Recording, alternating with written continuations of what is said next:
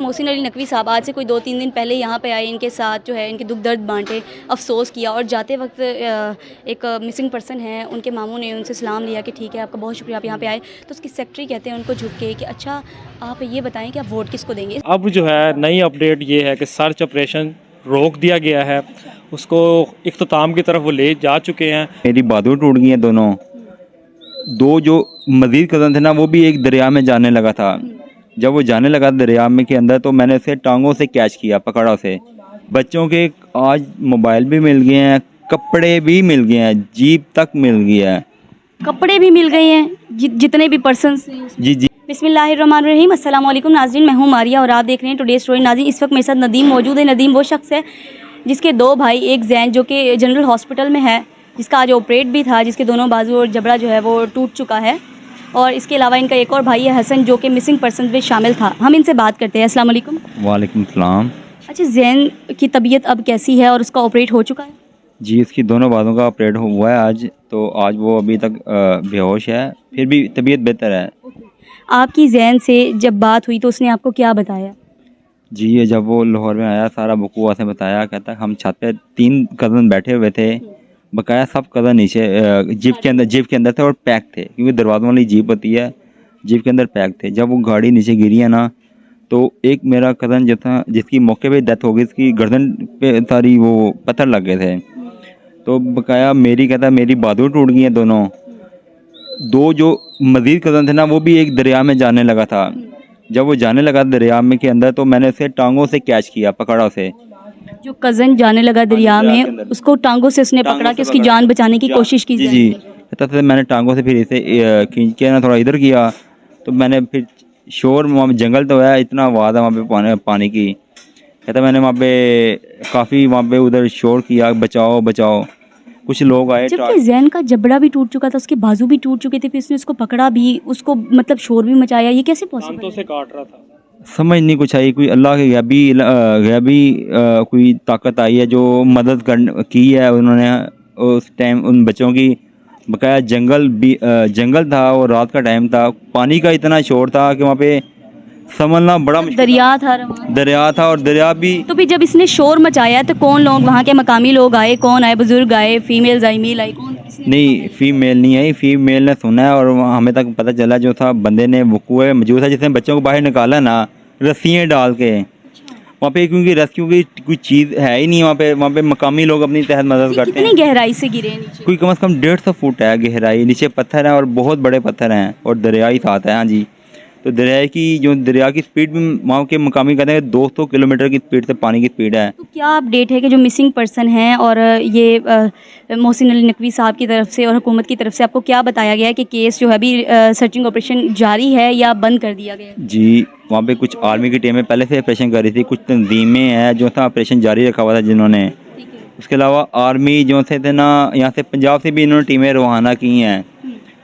और आगे जाके हो जाता है कोई 10 किलोमीटर जाके अगर डैम शुरू हो जाता है, वो डैम से पहले 3 जाल बीचते हैं। 3 जालों में भी कुछ भी नहीं अभी पता चला। फिर जाल के बाद आगे जाके ना मकामी बादी उधर भी ऑपरेशन शुरू किया है। बच्चों के आज मोबाइल भी मिल गए हैं, कपड़े भी मिल गए हैं, जीप तक मिल गया है। कपड़े भी मिल गए हैं जितने भी पर्सन। जी जी, कपड़े भी सब मिल गए हैं। तो आपको नहीं लगता अगर कपड़े मिल गए हैं तो वो अगर जिंदा होते तो वो भी मिलते? क्या कपड़े वो उतरने तो नहीं थे ना? नहीं मैडम, कपड़े वो नहीं जो उन्होंने पहने हुए थे, जो होटल जो साथ लेकर गए थे वो कपड़े थे। जी नाज़रीन, इस वक्त मेरे साथ मियां खुरम साहब मौजूद हैं। इनका अपना यूट्यूब चैनल भी है और ये इस केस को, दरिया नीलम वाले साहनी को मुकम्मल देख भी रहे हैं और बाकायदा इनके पास सारी डिटेल्स हैं। हम इनसे बात करते हैं। अस्सलाम वालेकुम। जी वालेकुम सलाम। सर, आपको क्या लगता है कि अब ये सर्चिंग ऑपरेशन आगे होगा या क्लियर कर दिया गया? देखिए, जितना बड़ा ये सानहा था और सड़ तोड़ कोशिशें की हैं, जो वहाँ की मकामी आबादी थी वो भी लगे हुए थे, तंजीमें थी, आर्मी थी और यहाँ से भी जो है लोग गए हुए थे, रेस्क्यू की टीमें भी रवाना कर दी गई थी। लेकिन उसके बावजूद 7 दिन जो है वो किया गया, सर्च ऑपरेशन ना मिल सके। अब जो है नई अपडेट ये है कि सर्च ऑपरेशन रोक दिया गया है, उसको इख्तिताम की तरफ वो ले जा चुके हैं। पहले उन्होंने बिल्कुल दरमियान से उन्होंने किया सर्च, फिर किनारे सर्च किए, नहीं मिले, उसके बाद जो है उन्होंने क्लियर कर दिया। अब वो चेक करते रहेंगे, गाहे बगाए जाल उन्होंने लगा दिए हैं। अब चेक किया जाएगा, इंडिया से भी रब्ता कर लिया गया है क्योंकि जहाँ पे वो टी बनती थी, जो दरिया नीलम इंडिया की तरफ जा रहा था, उनसे भी रब्ता कर लिया गया कि कोई ऐसा अगर आपको मिलते हैं, मिसिंग पर्सन मिलते हैं तो हमसे फ़ौरन रब्ता किया जाए। अच्छा सर, सुनने में आया कि मोहसिन अली नकवी साहब आज से कोई 2-3 दिन पहले यहाँ पे आए, इनके साथ जो है इनके दुख दर्द बांटे, अफसोस किया, और जाते वक्त एक मिसिंग पर्सन है, उनके मामू ने उनसे सलाम लिया कि ठीक है आपका बहुत शुक्रिया आप यहाँ पे आए। तो उसकी सेक्रेटरी कहते हैं उनको झुक के कि अच्छा आप ये बताएं कि आप वोट किसको देंगे। इस बात में कितनी सदाकत है?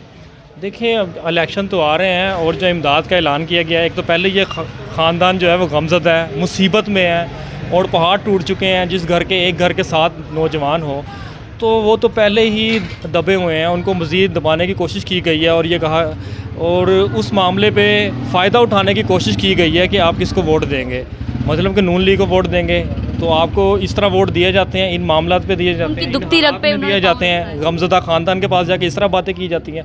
ख़ुद अपने ख़ानदान में कोई फोतगी हो जाए और कोई थर्ड पर्सन जाके कहेंगे आप वोट किसको देंगे, तो फिर तो ये गुस्सा करेंगे, फिर कहेंगे यार ये आप किस तरह के सवालात कर रहे हैं, या हम ही जाके मीडिया वाले कोई सख्त सवालात कर लेते हैं इस तरह के माहौल में कि आप बताएं किस तरह की हुकूमत कर रहे हैं, फोतगी वाला घर हो तो आप क्या कहेंगे। यहाँ पे तो पहले मुसीबतों के पहाड़ टूटे हुए हैं। 11 अफराद नौजवान जो यहाँ से हंसी खुशी सैर व सियाहत के लिए जाते हैं, फिर उनकी वापसी नामुमकिन होती है, तो फिर इस तरह के सवालात जो है ना समझ से बालातर है। सर, इन जैसे लोगों के घर अगर कुत्ता बिल्ली या तोता मरे ना तो 11 से 15 दिन ये लोग शोक से बाहर नहीं कुत्ता बिल्ली नहीं, ज़मीर मर चुका है, बिल्कुल ये कह सकते हैं। अच्छा सर, सुनने में ये भी आया कि कल जो है वो मंजूरी दे दी गई है कि अब 15-15 लाख रुपए ईच पर्सन को ईच घर में मिलेगा। अल्लाह करे ये मंजूरी ना हो, इस पे अमल दरामद भी हो और लवाहकीन तक ये इमदाद पहुँचे भी। मैंने कुछ ऐसे घर देखे हैं जो पसमानदा है, बरसरे रोज़गार जो ये लोग थे जो कमा के घर लेकर आ रहे थे और घर चला रहे थे, अब तो कोई कमाने वाला नहीं है और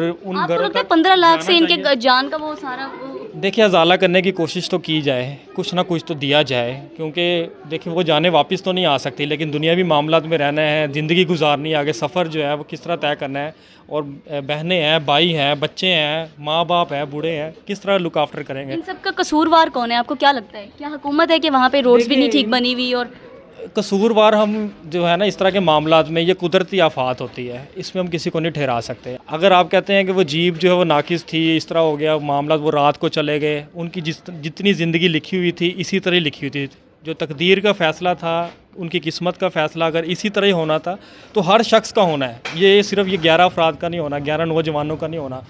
ये जो मुकद्दर में उनकी अगर इसी तरह लिखी हुई थी, लेकिन सिस्टम की ख़राबी की बात की जाए, हाँ उसमें थोड़ी कमज़ोरी थी कि फ़ौरन से पहले एक्शन लिया जाता, जदीद टेक्नोलॉजी, जदीद मशीनरी यहाँ से भिजवाई जाती और उनको सर्च किया जाता। अगर वो पास ही थे, ज़्यादा दूर नहीं गए थे तो वो मिल भी सकते थे, लेकिन अब वो अल्लाह जाने वो कहाँ पे है। वो कहते हैं ना ज़मीन खा गई या आसमान नगल गया, बिल्कुल, तो ये तो फिर अल्लाह ही बेहतर समझता है। जी सर, बहुत शुक्रिया।